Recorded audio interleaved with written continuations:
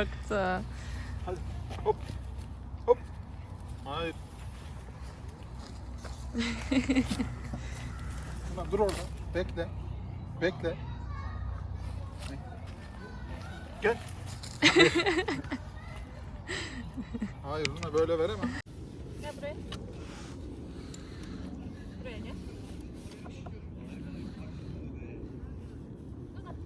Ay köpek geliyor.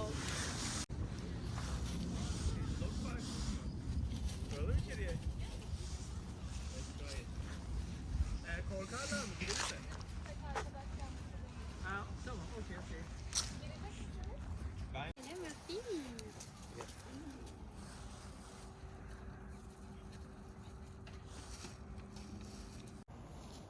Bekle. Gel buraya.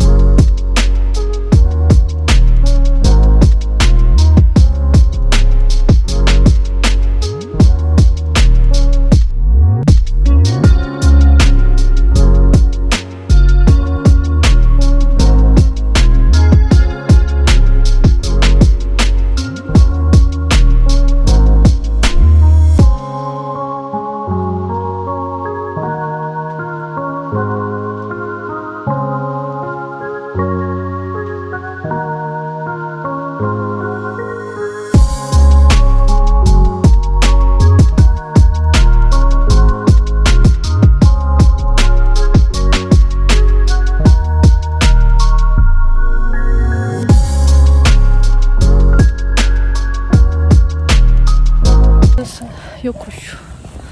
Çok yoruldum. Şu an beni çekiyor Luna, iyi oluyor. Sen de beni ittir o zaman. Yürüyemiyorum. Küçük ne kadar rahatmış. Çekiyor. Kızak bağlayalım o zaman onun arkasına. Hadi hop. Bir, iki.